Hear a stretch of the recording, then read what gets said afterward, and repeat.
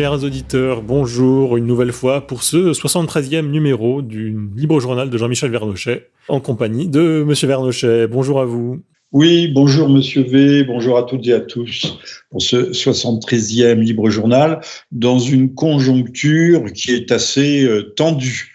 Nous avons dans 2 jours les élections, ou dans 3 jours, ou dans 4 jours, mais ça revient au même, comme dirait Monsieur Kouchner. Et surtout, nous avons ce nouveau développement en Ukraine, le massacre de Boutcha. Mais je vous ferai observer que tous les jours que Dieu fait, un nouveau crime contre l'humanité arrive et avec une certaine inflation aussi. Il n'y a pas que dans l'économie, il n'y a pas que le prix de l'essence. Tous les jours, on trouve un truc plus atroce, un massacre plus odieux, une barbarie plus affligeante. Et là, on est en train de culminer avec Boutcha. Oui, enfin Macron avait parlé de, si je peux me permettre, Macron avait parlé de drame humain concernant l'affaire de ce jeune mort sous un tramway. Enfin bon, ça dépend des termes. Ouais. Oui, qui n'arrive pas comme un cheveu sur la soupe, mais ça aurait été un Français, je fais remarquer, mais sans aucun mauvais esprit, honni soit qui mal y pense, que c'eût été un Français de base, comme il y en a des dizaines, voire des centaines, qui chaque année sont tués parce que ils n'avaient pas de clope à offrir à ceux qui leur réclamaient, se prennent un coup de couteau. Ça, on n'en parle pas. Ça ne choque personne. C'est normal. On ne s'en empare pas. Et là, toute la classe politique, au lieu de dire, ben oui, il faut, c'est désastreux. D'ailleurs, on a mis 2 mois pour découvrir qu'il avait été l'objet d'un harcèlement. Et là aussi, tous les violons de l'horreur se sont mis à grincer, puisque c'est un crime qui n'est pas un crime ordinaire, hein, on l'a bien compris. Hein. Si c'est un crime. Là, on a peut-être un travail antisémite, je ne sais pas, mais bon, il a été, on va parvenir, nous n'avons pas le dossier entre les mains, mais toujours est-il que c'est quand même très largement exploité, encore une fois, par tous ceux qui ont fait du pathos une profession. Bonne transition, en parlant de bons ou de mauvais morts, il y a donc ce massacre de Boutcha qui donc est imputé aux Russes. Mais je crois que il y a plusieurs zones d'ombre en fait sur l'origine de ce massacre, notamment avec, on a vu les morts qui jonchaient le sol avec des brassards blancs. Qu'est-ce que cela signifie ? Alors sur BFM, j'ai vu l'ineffable rousse Natacha Polony.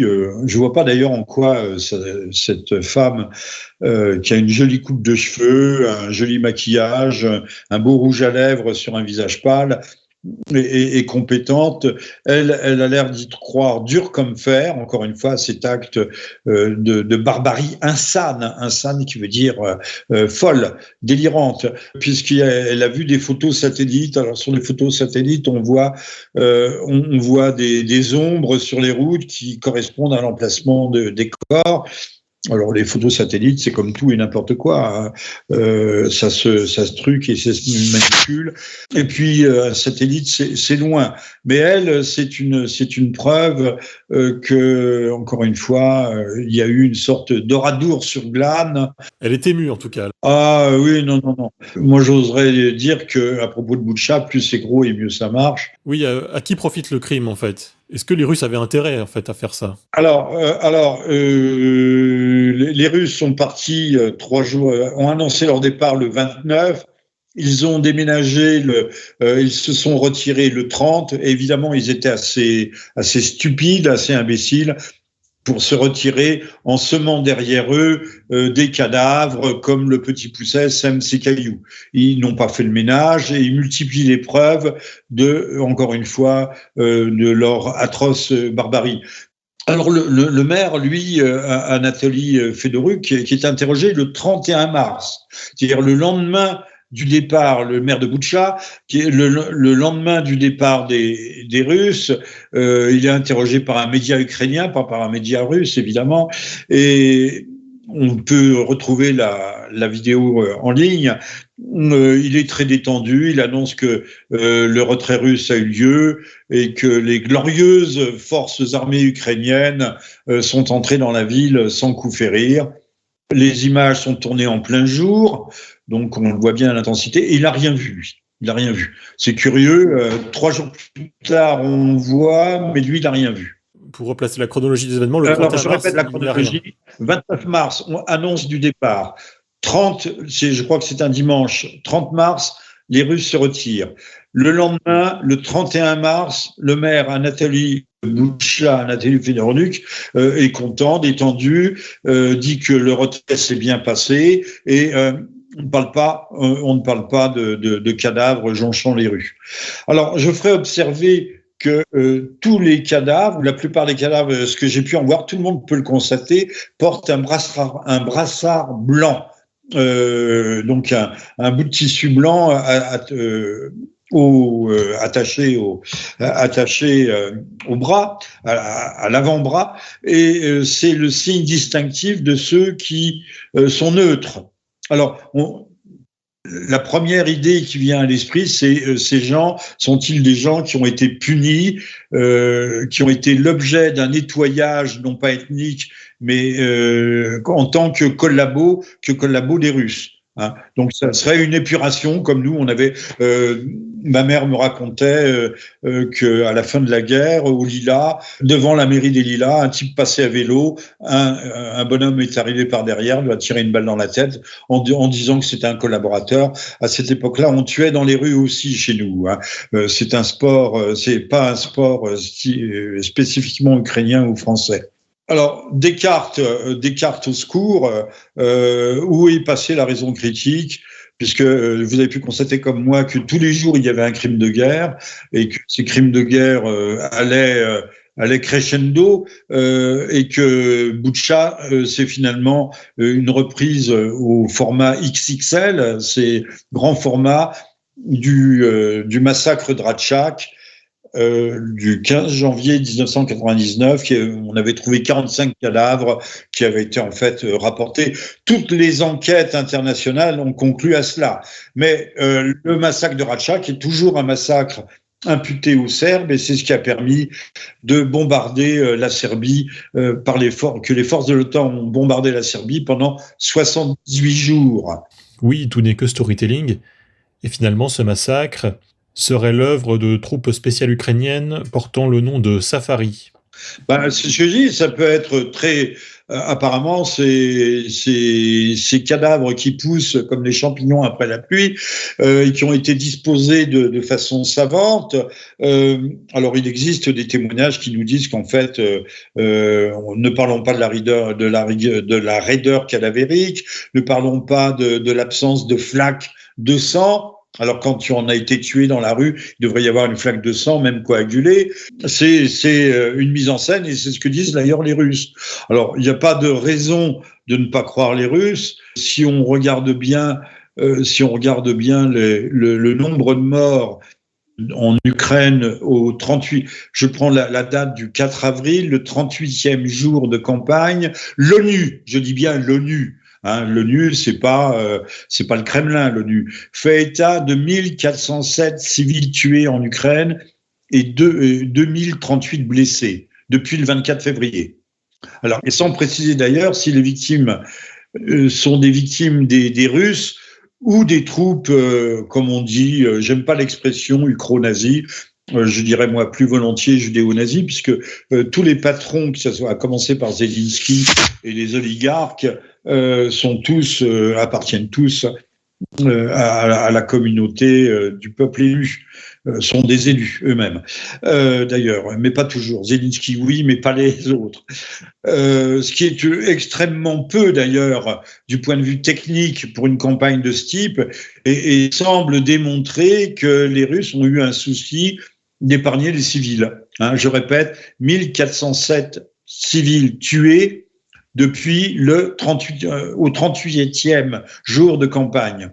Hein. Comparons cela avec les campagnes de l'OTAN où l'on bombarde à tout va pour en terminer au plus vite. C'est des tapis de bombes. Alors tout le monde a oublié les enfants qui crament couverts de napalm au Vietnam ou les défoliants. Voilà. Ça, le Vietnam est oublié, c'est loin.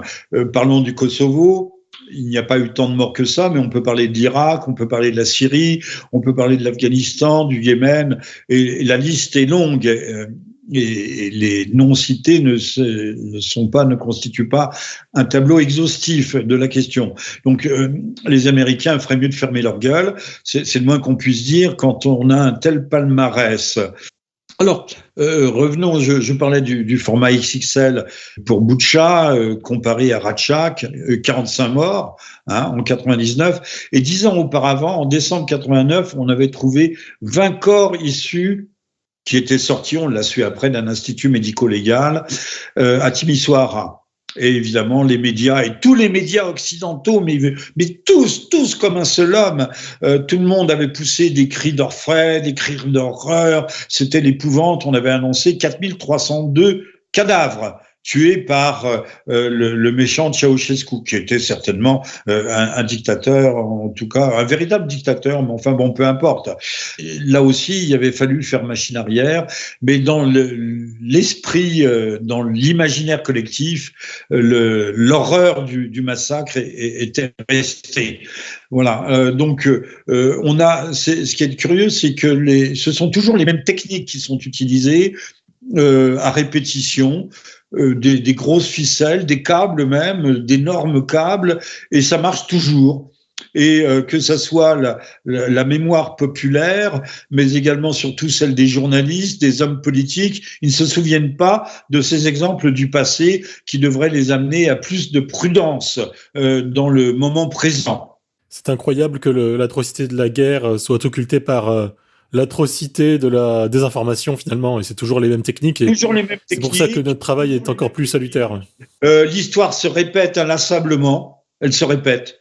Pourtant, les Américains qui pratiquent intensivement l'inversion accusatoire disent que on peut avoir le porte-parole du département d'État, donc des affaires étrangères américaines, a évoqué le recours à des acteurs de crise. Alors on l'a vu dans un certain nombre d'attentats, on retrouve toujours les mêmes bonnes femmes avec des lunettes ou une autre coiffure qui pleurent, qui se déchirent. On l'avait vu lors du marathon d'Atlanta, par exemple, ce qu'on appelle des acteurs de crise. Pour aujourd'hui, c'est la désinformation, ce que les Russes appelaient autrefois les mesures actives, ont pris, et les Américains sont vraiment passés maîtres, archimètres et archiprêtres dans cet art qu'on utilise pour les accidents, pour les attentats. J'en donnerai un exemple. On a vu une femme sortir de l'hôpital de la maternité de Mariupol sur un brancard avec un gros ventre. On appelle ça une femme gravide. Et on nous a dit ensuite qu'elle était morte. Alors, était-ce une autre? Je ne saurais dire. Toujours est-il qu'elle a expliqué que les forces ukrainiennes, notamment paramilitaires, avaient parqué les patients de la maternité dans une aile et eux occupaient l'autre. Ce qui s'appelle en fait prendre les civils pour bouclier humain. Elle se portait tout à fait très bien et montrait encore une fois qu'il y avait eu mise en scène. En Syrie, on a eu le cas, on voyait une petite fille à un cou couvert de sang. L'autre fois, on ne sait pas, on la voyait dans différentes situations. Hein. Les techniques ont été développées, ultra développé depuis, donc je l'ai dit, certains attentats aux États-Unis même, mais également en Syrie, et de même que les fameuses attaques chimiques dont on nous rebat les oreilles et dont on a l'impression qu'elles sont acquises, qu'elles sont au-delà de la notoriété publique, qu'elles sont vraiment prouvées, archi-prouvées. On sait aujourd'hui que toutes les commissions d'enquête ont montré que rien n'allait de soi, qu'on ne savait pas qu'il y avait envoyé des pélos, termes militaires, c'est-à-dire des obus chimiques ici ou là, que, encore une fois, les accusations ne tombaient pas. Parce que, pour reprendre ce que vous disiez, Monsieur V, cui bono, à qui profite le crime? En tout cas, l'utilisation des armes chimiques, parce que je pense que la prochaine étape, d'ailleurs en Ukraine, il va y avoir une attaque chimique quelque part, puisqu'on on prépare le terrain actuellement. il est évident que des attaques chimiques ne profitaient pas au régime baathiste de Damas, c'est-à-dire au clan de Bachar el-Assad, mais pas seulement le clan, à et que c'était là aussi c'était gros comme une maison, mais il n'empêche que dans l'opinion publique ça marque, puisque nous marchons à l'émotion. À l'émotion, au pathos, art dans lequel Monsieur Zelensky est véritablement un grand maître. Il faudra lui décerner des awards, il faudra lui décerner des globes d'or, parce qu'on n'a jamais vu un acteur de cette envergure, au moins en tant qu'acteur. Pour le reste, c'est une autre affaire. Et oui, en plus, oui, c'est véritablement un acteur qui est devenu président.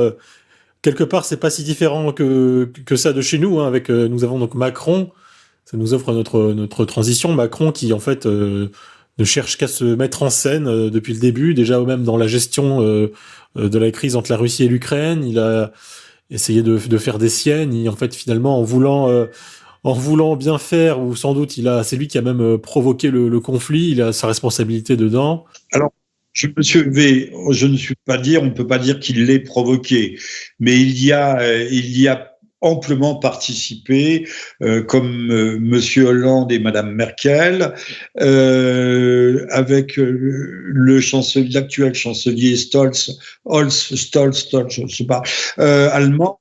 En ne forçant pas les barrages, en se soumettant à la volonté des États-Unis et en ne mettant pas en œuvre les accords de Minsk. Il n'y aurait jamais eu de guerre sans les accords de Minsk. Alors j'ai écrit à l'époque, en 2015, deux livres, l'engrenage et l'escalade, où j'annonce au fond ces deux livres sur l'Ukraine, chronique ukrainienne, où j'annonce tout ce qui se passe aujourd'hui. Hein, il n'y avait pas besoin d'être visionnaire, il n'y avait pas besoin d'être Madame Irma, mais il suffisait de regarder la logique des événements.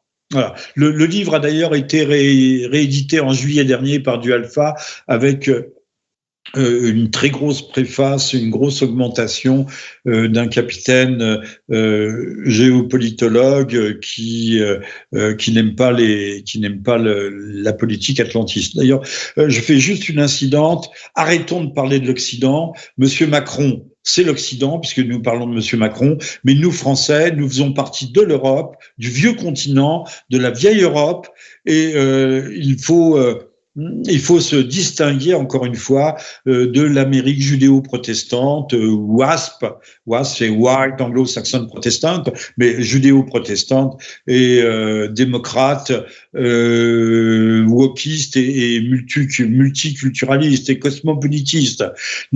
Donc ça, c'est l'Occident, mais nous n'en faisons pas partie. Voilà, ça c'était non pas une transition, mais une incidente. Maintenant, avant de passer à Monsieur Macron, qui est effectivement c'est pas le clone, c'est le clone de Justin Trudeau, le dictateur du Canada, le dictateur démocrate, mais il y a quelque chose de Zelensky dans Monsieur Macron. Hein. Alors, il joue pas tout à fait sur la même fibre, il joue pas du violon, ni du piano. C'est un comédien patenté, et ce n'est que ça d'ailleurs, ce n'est que ça. C'est un hâbleur. Je rappellerai qu'autrefois, ça ne se voit plus, il y avait chaque hiver sur les grands boulevards à Paris, il y avait des petites baraques avec des démonstrateurs d'objets divers et variés. Ils vendaient des presses purées, tout ce que l'on veut, des épluches de légumes, tout. Et il y avait un concours de bonimenteurs. Et c'était le meilleur vendeur qui gagnait. Il faut être aveugle pour ne pas s'être rendu compte que nous avons élu un Zelensky, c'est-à-dire un bonimenteur extraordinaire. Monsieur Zelensky, qui s'est fait élire sur le retour à la paix, à l'équilibre, sur l'application des accords de Minsk, qui s'est fait élire sur la probité, sur la lutte contre la corruption, et lui-même impliqué dans pas les Corona Papers, les Panama Papers. Les Panama Papers, entre autres. Oui, j'ai dit Corona, je sais pas si le Corona. Monsieur Macron, lui, il est empêtré dans les Pfizer Corona. Là aussi, on sait bien avec Madame von der Leyen, il y a j'imagine derrière des problèmes de corruption géants. Monsieur Macron, on sait que aujourd'hui, on en parlera dans un instant, parce que j'ai encore un mot à dire sur l'Ukraine. A vu le McKinsey, l'entreprise américaine qui a d'ailleurs refondu, qui avait refondu l'organisation de la CIA, comme par hasard, a aidé Monsieur Macron dans sa campagne. Il l'a fait apparemment gratuitement, mais ça s'appelle du troc. Et il y aura, on le voit bien aujourd'hui, des prêtés pour des rendus, puisque en 2021, ce sont 900 millions, donc presque 1 milliard d'euros qui ont été versés à la société McKinsey sans que celle-ci paye le moindre centime.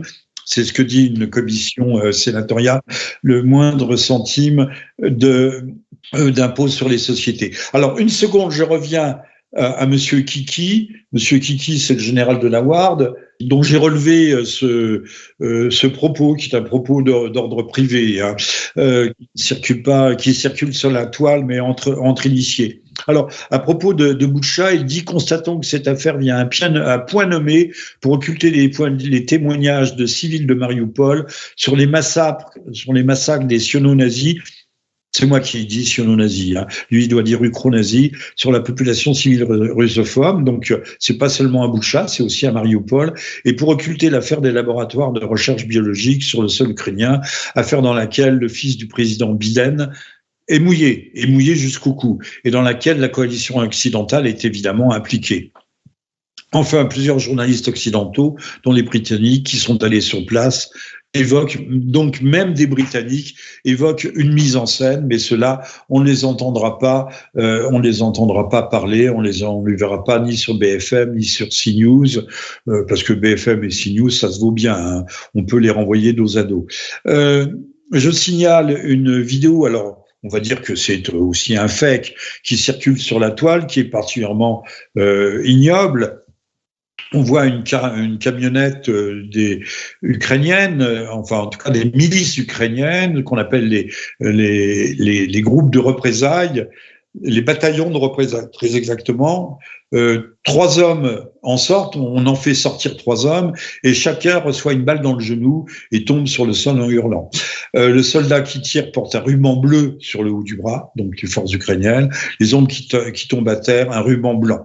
Je vous laisse méditer sur cette anecdote qui n'en est pas une, sur la façon dont on traite les Russes, mais là aussi l'inversion accusatoire fonctionne à plein régime, et on accuse les autres des crimes que l'on commet soi-même. Alors, un mot quand même, on aurait pu dire un mot sur l'internationalisation de la crise ukrainienne. Qu'en pensez-vous, Monsieur V? Bien, allez-y, oui, je crois que la Centrafrique envoie des troupes pour aider la Russie. Ah oui, c'est étonnant.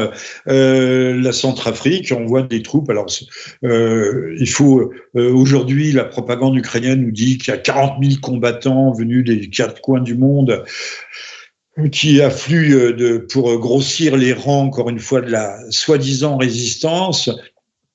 Mais c'est des groupes de 100, 200, 300 hommes, et qui arrivent des 2 côtés, hein. Donc on a vraiment une internationalisation, et je vous renvoie à aller sur Wikipédia sur la conduite de la guerre civile espagnole qui s'achève en 1939, qui commence en 1936, et on voit, puisque M. Zelensky avait fait un appel à toutes les têtes brûlées de la planète pour former une légion étrangère internationale. Alors, je cite M. Zelensky, ça en vaut la peine: tous ceux qui veulent se joindre à la défense de l'Ukraine, de l'Europe et du monde peuvent venir et combattre côte à côte avec les Ukrainiens contre les criminels de guerre russes. On appelle au suicide. Oui, parce qu'eux ne sont pas des criminels de guerre, au vu et au su de l'anecdote des prisonniers de guerre auxquels on tire une balle dans le genou. Ça doit faire très mal, et grâce au ciel, nous n'avons pas encore ça chez nous. Alors, ce matin, il y a un consultant de défense de CNews qui s'exprimait sur Boulevard Voltaire, et ça, Boulevard Voltaire devrait avoir honte de donner la parole au général Bruno Clermont, parce que c'est pas sérieux. C'est pas sérieux parce que ces gens se vantent de leur propre turpitude et ne se rendent pas compte. Il est bien clair que si les armes n'affluaient pas, notamment de la part du Royaume-Uni et de l'Allemagne en Ukraine, je pense que le feu serait déjà éteint et qu'il y aurait beaucoup moins de morts et beaucoup moins de souffrances et beaucoup moins de misère, mais aussi beaucoup moins de réfugiés qui font quand même le gras de nos reportages sur l'Ukraine. On voit ça, des réfugiés, et tout le monde frémit en voyant la vieille dame qui, sur les genoux, a la petite boîte avec son petit chat ou son gros chat. Et c'est vrai que moi-même, je regarde les gros chats dans les boîtes et cela m'émeut profondément. Alors, ce général Bruno Clermont nous dit quel aveu. Il nous dit d'abord que les Russes piétinent. Bon, les Russes sont condamnés à gagner, même si ils ont pataugé, même si ils sont enlisés dans le ou la Rasputitsa. La Rasputitsa, c'est la boue du dégel. Hein, si leurs chars se sont encore une fois embourbés. Il nous dit, ce général Bruno Clermont, qui ne se rend pas compte de ce qu'il dit, le flot continu de milliards de dollars d'armement qui arrivent en Ukraine constitue le cordon ombilical capacitaire qui joue un rôle très important. On livre aux Ukrainiens des dizaines de milliers de fusils d'assaut, de lance-missiles anti-aériens et anti-chars, des armes redoutables qui rétablissent l'équilibre des forces. Mais pourquoi faut-il rétablir l'équilibre des forces? Est-ce une nécessité logique, une nécessité morale, une nécessité géopolitique? On aurait mieux fait de laisser s'éteindre l'incendie. Or, ces gens sont fiers d'eux. Ils se battent, comme on a dit, Monsieur Biden se battra jusqu'au dernier des Ukrainiens et, le cas échéant, jusqu'au dernier des Européens. On a Liban, on jette de l'huile sur le feu. Or, il faut bien comprendre, et grâce au général de corps aérien Bruno Clermont, nous comprenons qu'en fait, l'Ukraine n'est qu'une base avancée de l'OTAN. Et que l'OTAN était déjà là, et que la Russie avait raison de s'en émouvoir, avait raison de s'inquiéter des laboratoires. Il y en a 26 officiellement, peut-être tous n'étaient-ils pas affectés à ce type de mission, mais de la guerre bactériologique qui pouvait se préparer à ses portes. Voilà. Et d'avoir des missiles de croisière éventuellement à tête nucléaire qui étaient à moins d'un quart d'heure ou de 20 minutes de Moscou. Bon.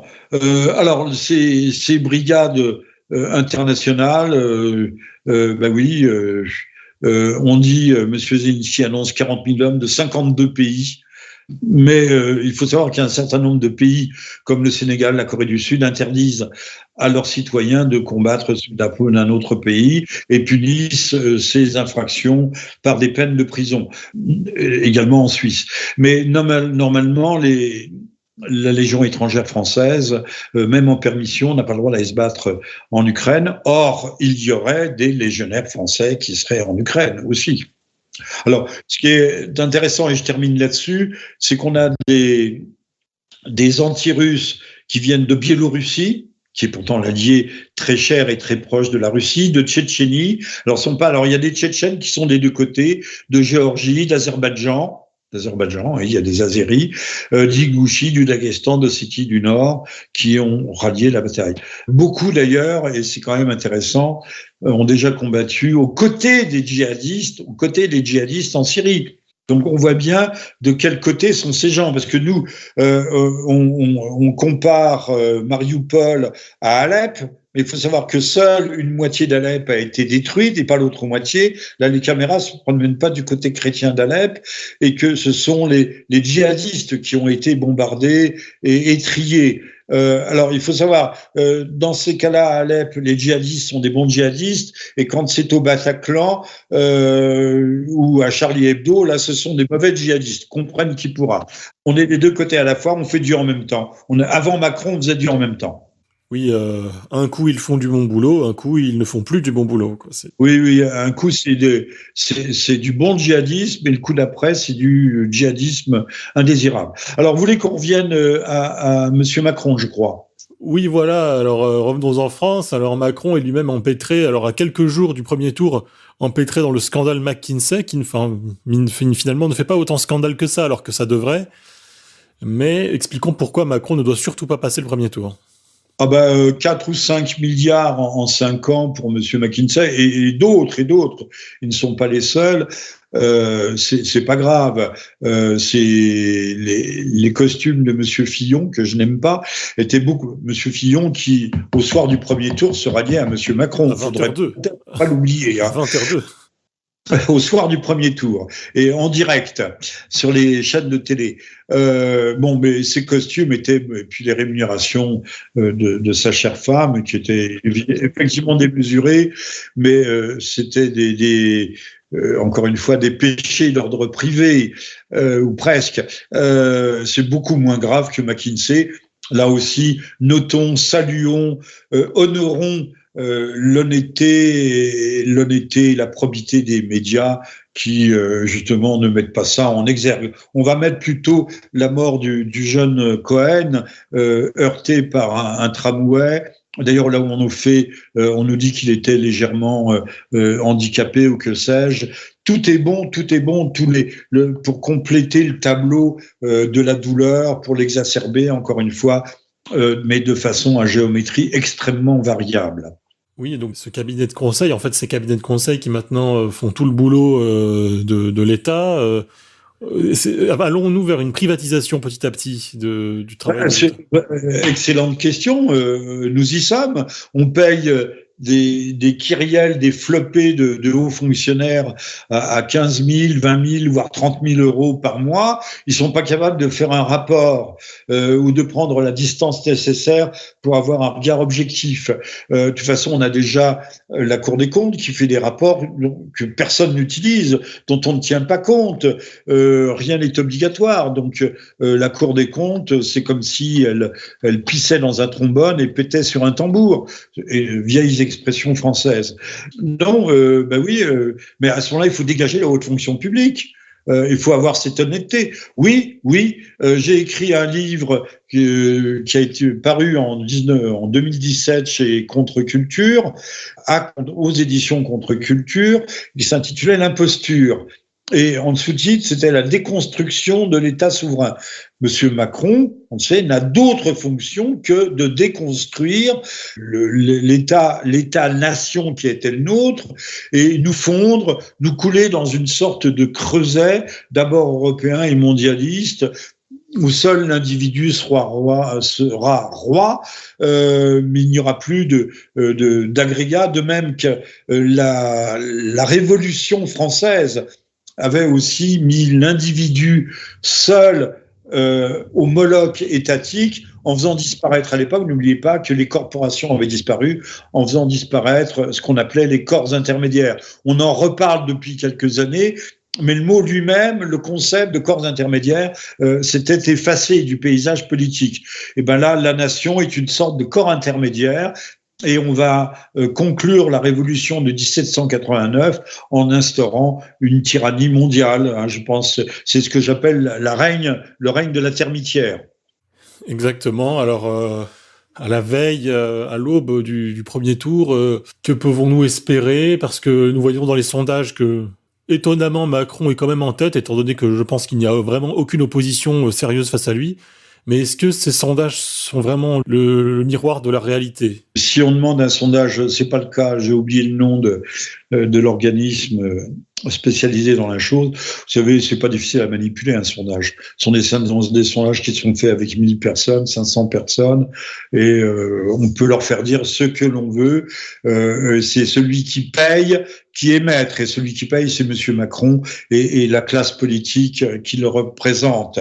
Nous vivons, n'oubliez pas, sous l'empire du mensonge. j'ai eu la surprise d'entendre la formule. Il disait l'empire américain est l'empire du mensonge. C'était le titre d'un de mes derniers livres paru aux éditions des Cimes il y a un an. C'est une vérité fondamentale qu'il faut retenir. Je vous recommande de lire l'empire du mensonge de votre écrit et mis en scène par votre serviteur. Donc les sondages sont réalisés par des statisticiens mercenaires. Il y a peu de temps, on donnait M. Macron à 12% d'intention de vote. Aujourd'hui, certains, en réalité, seraient, alors bien sûr, je ne peux pas le prouver à 8, mais vous verrez qu'à l'arrivée, il arrivera en tête du premier tour. Si on ne le débarque pas avant, et je pense qu'il faut l'éjecter maintenant, puisque il y a encore cette matière noire du vote électronique. En France, 63 communes votent de façon dématérialisée. Or, ça peut permettre, comme aux États-Unis avec M. Biden, mais peut-être aussi comme en 2017, on aimerait que l'opposition, la véritable opposition, se penchât un peu plus fermement, un peu plus précisément sur cette question. Donc, on peut avoir une invisibilité des fraudes qui se porteront non pas sur les suffrages exprimés, mais sur les blancs et sur les nuls, qu'on pourra faire disparaître, passer à la trappe, convertir en vote pro-Macron. Alors, il y a une chose qui d'ailleurs plaide en ce sens, dans le sens et qui milite en faveur des 8% pour Macron, c'est que ces derniers jours, il a multiplié les mesures plus extraordinaires les unes que les autres. Il a annoncé qu'il allait faire tout ce qu'il n'a pas fait pendant 5 ans. Je note aussi que un non-lieu est en cours. Il n'est pas tout à fait acquis pour l'usage du chlordécone jusque dans les années 90 en Martinique et en Guadeloupe. Et je pense que c'est pas par hasard si aujourd'hui une partie non négligeable des Guadeloupéens et des Martiniquais mâles c'est de l'anglais, mâles masculins, sont atteints de cancer de la prostate. Mais les Antillais se sont très très mal comportés avec le vaccin qu'ils ont fusé. Il y a eu des émeutes, donc il faut punir les Antilles. Par contre, je n'ai pas dit en revanche, j'ai dit par contre, Pôle emploi annonce la création de 3,5 millions d'emplois, majoritairement en CDI, même si actuellement on a 6 millions de chômeurs sur le carreau et 9 millions de pauvres, 6 millions donc 3 millions d'emplois, on ne sait pas d'où ils vont sortir. Sachant d'ailleurs que tous les emplois qui seraient à pourvoir, celui de menuisier, celui de couvreur, celui de plombier, ceux de soudeurs et autres, il n'y a pas de candidats. Il n'y a pas de candidat parce qu'il n'y a plus d'apprentissage et qu'on mène les études maintenant. On ne l'a pas dit, mais au-delà de 18 ans, il faut aller à l'université, même si on est un analphabète. Bon, il faudra peut-être un jour quand même revaloriser, réévaluer et honorer le travail manuel. Ça serait pas stupide, et comprendre que l'apprentissage, ça commence aussi bien à 14 ans, ce qui n'empêche pas de continuer à apprendre le français et à compter. Et même le cas échéant, moi je l'ai vu dans notre France profonde, les meilleurs artisans sont ceux qui ont commencé à 11 ans avec leur père, que ce soit en plomberie, dans l'art de la couverture, de la charpente et autres. Voilà. Oui, revalorisons ces métiers manuels, revalorisons leur aspect artistique, revalorisons l'artisanat. Revalorisons la belle ouvrage. Marre des maisons de maçons de M. Bouygues. Que ce soit de la plomberie, de la couverture. Oui. Qui est nature, qui défigure comme les éoliennes, qui défigurent nos villages. Revenons à des maisons de pierre, à des maisons de matériaux naturels et nobles, le bois, la pierre. Voilà. Oui. Et cessons de mettre au pinacle les métiers du tertiaire, qui ne sont d'ailleurs souvent même pas forcément des métiers intellectuels, mais des métiers de robots programmés. On apprend, c'est ceux qui nous dirigent, qu'apprend-on à l'ENA, à baratiner, à se transformer en vendeur, mais pas en vendeur à la façon d'antan, à la manière américaine, c'est-à-dire embobiner, enfumer, rouler dans la farine. l'art du commercial aujourd'hui est devenu est une manœuvre à la limite délictueuse, puis c'est ce qu'on appelle en droit des manœuvres dolosives, c'est-à-dire on trompe sur la marchandise systématiquement. Tout est fait et pas seulement en bas des contrats écrits en caractère de fourmi, mais on ment. Et Monsieur Macron a érigé le mensonge en art suprême. C'est revenons à l'ouvrage, mais les tours de main se perdent parce qu'on envoie les vieux à la casse, même dès l'âge de 50 ans, et qu'en fait il y a une transmission des savoir-faire et cette transmission ne se fait plus. Arrêtons avec le jeunisme et n'oublions pas que les vieux ont un rôle de transmission qui est essentiel à la vie de nos pays, de nos cultures, de nos peuples. Merci beaucoup pour ces belles paroles. Et en petite dernière question, du coup, est-ce que vous auriez, disons, une consigne de vote pour le premier tour ? Alors, ma consigne, c'est le vote utile, mais le vote très utile qui serait de virer Macron dès le premier tour. Alors, on voit que M. Mélenchon monte, que Mme Le Pen monte également. Alors là, on peut croire à moitié les sondages. L'idéal serait peut-être d'avoir à l'issue du premier tour un duel Le Pen-Mélenchon. Moi-même personnellement, mais comme beaucoup de mes interlocuteurs qui viennent pour la plupart de la gauche, voire de l'extrême gauche, qui sont des militants de toute une vie. Aujourd'hui, nous pencherions plutôt pour Madame Le Pen, avec tous ses défauts, ses affreux défauts. Enfin, elle aime les chats. Alors, une femme qui aime les chats peut-elle être entièrement mauvaise? Mais en tout cas, c'est celle qui semblerait la plus mûre. Pas Monsieur Mélenchon, lui a quand même 73 ou 74 ans, mais c'est un grand bourgeois. J'ai entendu un morceau de son discours à Toulouse à propos du silence. Il aurait pu parler aussi de la pollution visuelle, mais du silence qui est... là, il a trouvé des accents. Était-ce un discours écologique? Je n'en sais rien. Il aurait pu quand même dire beaucoup de mal. Ça aurait été mieux dire du mal des éoliennes, parce que les éoliennes, ça fait du bruit, ça crée des infractions et ça tue surtout beaucoup d'oiseaux, des chauves-souris.